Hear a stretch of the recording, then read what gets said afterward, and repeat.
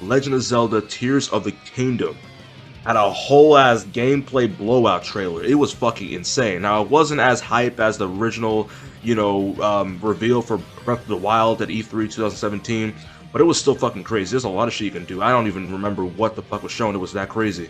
But we got Collector's Edition reveal, Amiibo reveal for Link, and it looks fucking great. Now, topic of this video is going to be centered around Tears of the Kingdom specifically. We're going to talk about the price tag of the game. The price tag of the game has been a very, very big topical discussion amongst the Nintendo community, and I don't know how to feel about it because I'm a big Zelda guy. I'm a big Zelda fan. I've been a big Zelda fan for years. Growing up, I was always taught that Mario was the guy, and then when I got older, when I started to become, more aware of more things outside of Mario, I fell in love with Zelda right away. Wind Waker being my first Zelda game, I loved the fuck out of that game. I played Twilight Princess, loved that game, and of course I was introduced to Breath of the Wild from E3 2017 with Switch, and I played that shit a few days after it came out, and it was incredible. It was fucking amazing, and that is still one of my favorite games of all time, if not my favorite game of all time. But yeah, Tears of the Kingdom got its price tag revealed. We all thought it was going to be $60 as it usually is for Nintendo games, but it got revealed that it's actually going to be $70 instead of $60, which was a huge, huge shock amongst everybody because why are we now all of a sudden going to this $70 price tag? And even though we all have the PS5 transitioning into the $70 price tag officially, and now Series X, Xbox, they're transitioning to that as well, and most AAA developers are also doing that as well. We never thought that Nintendo would go in that direction right now. Maybe eventually they would, but not right now in its current iteration because, let's face it, the Switch is not at the level of PS5 and Series X in terms of hardware. Of course, it never will be. And, Nintendo could always go back to its roots where it was focusing on the hardware side of things, like with the GameCube. It could go back to that if they really wanted to, but it looks like they don't want to at this point, so they're just going to go their own lane. That's fine. That's Nintendo. Nintendo to be Nintendo. But I don't know if $70 is warranted with any Nintendo Switch game at this point. It's 8 years since the Switch has been released, and the Switch, whether you all like it or not, and I love the Switch. Switch is my favorite console still to this day, and I love PS5 and the Series S. But the Switch is not up to par with the other consoles in terms of hardware, and it's not up to par even with Nintendo's standards in 2023. This is 2023. We need to focus more now on the power side of things, especially since PS5 and Series X, they're pushing the envelope with games. Just look at the fucking games that they have over there. God of War, Ragnarok looks fucking insane. Horizon 2 Forbidden West looks insane. Even Hogwarts Legacy looks fucking insane. The game has been just buzzing for the past couple of days. So I think Nintendo should start taking that approach. I'm not saying that to go full on just beast mode with the hardware, but they should try to upgrade it at least to the point where Nintendo fans can accept it, and games like Zelda Tears of the Kingdom can be put on the pedestal and looked at highly.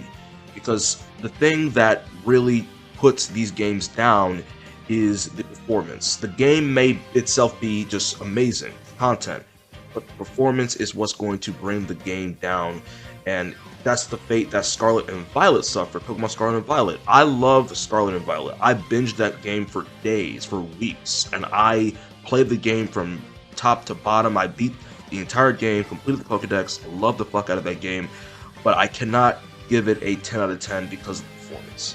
And that's where it's severely lacking, and that's a lot of games on the Switch.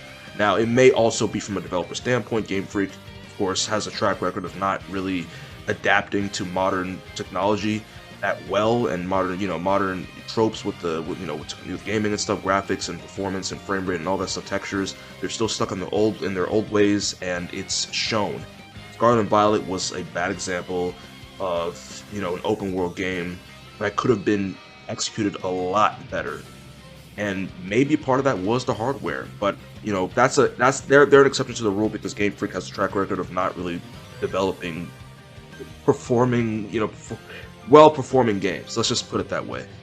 But Zelda Breath of the Wild, even though it was perfect from everything else, the performance was kind of lacking. It didn't suffer the same fate that Scarlet and Violet did, but it was still lacking in frame rate and resolution. It could have been a lot better. if you watched gameplay videos of Breath of the Wild on the Semu emulator, that's like a Wii U emulator, they use texture packs, and what these texture packs do is up the resolution, update and scale the textures and everything, and they also added a FPS boost to where the game runs at a smooth 60 frames per second, and it looks fantastic. That just gives you a little bit of a visual of what Zelda can be like and what Zelda can look like if the Nintendo Switch or just a Nintendo console in general had better hardware. So that's what it all comes down to. I'm sorry to, just put it all based off of hardware, but the hardware aspect is a very big proponent of, the $70 price tag. The game development is one of the reasons why the $70 price tag exists now. It can also be attributed to the fact that, these companies are just greedy and they just want more fucking money. But it could also be attributed to obviously the longer development cycles and, more expensive development cycles. That's mainly what it all comes down to. So I'm not really sure. I love Zelda and I want to play Zelda. I'm still gonna buy it, but I'm a little bit skeptical with the $70 price tag. Nintendo did officially announce that it wasn't going to be the standard, and I'm sure they're just saying that for now. I'm sure that will be a standard in the future, not right now. Maybe when they release a new console, that will be the standard going forward. And I'm not gonna, chastise them for that because everybody else is doing it. So why wouldn't they, dive deep into that pool? But yeah, I mean, I don't really agree with the price tag at all. I honestly think it's unwarranted. Now, we don't know how the game's going to perform. I don't think the game, just looking at it, just at the face of it, is going to, run at a smooth 60 frames per second and in 1080p on the Nintendo Switch at its current state. It's just not going to happen. That's a pipe dream almost. That's not going to happen. If a new Switch Pro model came out, or if a new Switch console came out, next gen Switch came out, then I could see that happening. But right now, it's just not possible. And even handheld, that is going to be the bigger story. If you want to play this game handheld, how is that going to fucking run? That is what I'm scared about. Is it going to suffer the same fate that all other Switch games has fucking suffered?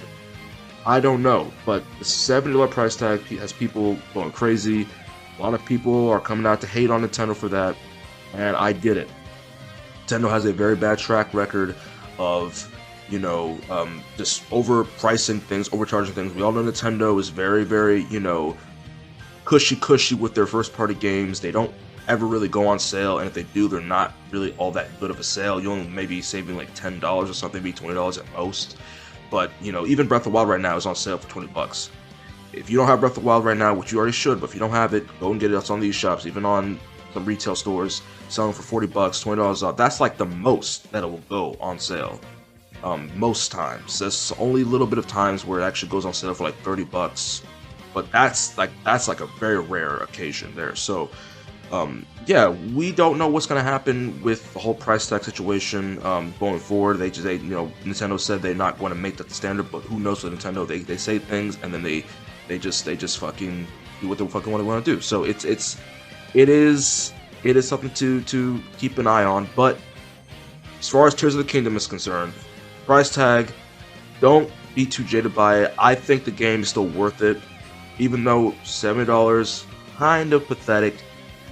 It is Zelda at the end of the day, and we all know Zelda is going to deliver. There's never been in my opinion, there's never been a bad Zelda game. That's just my opinion. Never been a bad Zelda game.